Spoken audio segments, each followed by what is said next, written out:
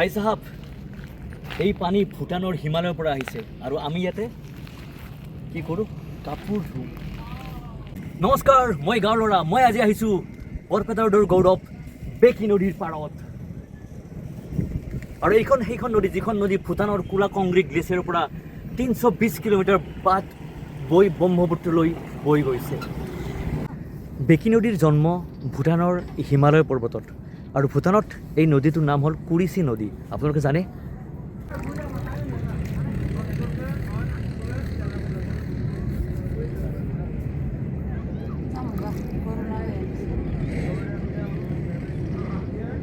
বেকী নদীত প্ৰায় 114বিধ প্ৰজাতিৰ মাছ ইয়াত পোৱা যায়, ৰিচাৰ্চত পোৱা গৈছে। আৰু এইখন নদীত আশে পাশে যিমান মানুহ আছে, বহু মানুহে এইখন নদীত মাছ মাৰি নিজৰ পৰিয়াল পোহপাল দি চলি আছে। গতিকে বেকী নদী আমাৰ গৌৰৱ।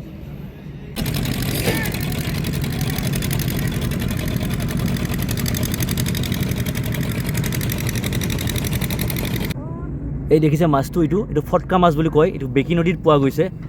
খুব এটা ইউনিক মাছ, এটা বিলুপ্তপ্ৰায় মাছ এইটো। আৰু এই মাছটো পোৱা গৈছে আমাৰ বৰপেটাৰ গৌৰৱ, আমাৰ বেকী নদীত।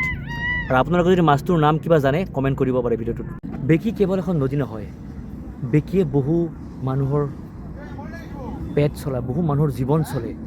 আৰু এইখন নদী বৰপেটাৰত 31 নং ৰাষ্ট্ৰীয় ঘাইপথৰ ব্ৰিজৰ তলেদি বৈ গৈ বৰপেটাৰত হাউলি, কলগাছিৰ বিভিন্ন গাঁৱৰ মাজেৰে বৈ গৈ ব্ৰহ্মপুত্ৰত গৈ লগ লাগিছে।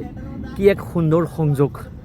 সেই ভূটানৰ হিমালয়ৰ পৰা আহি গৈ আমাৰ ব্ৰহ্মপুত্ৰত গৈ লগ লাগিছে। আৰু এয়া হ'ল বেকী নদী।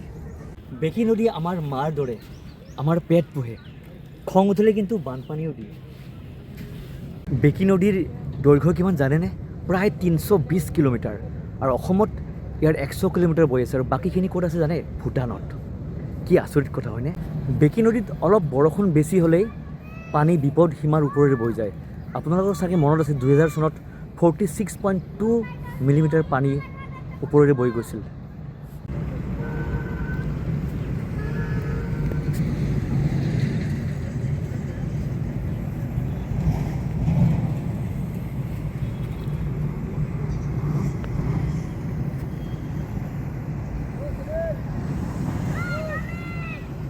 বেকী নদীটো কোলা কংগ্ৰী গ্লেচিয়াৰৰ পৰা ওলাই আহি মানাস নেশ্যনেল পাৰ্কৰ কাষেদি বৈ গৈ বাক্সা জিলাৰ মথনগুৰি হৈ ভাৰতত সোমাইছে।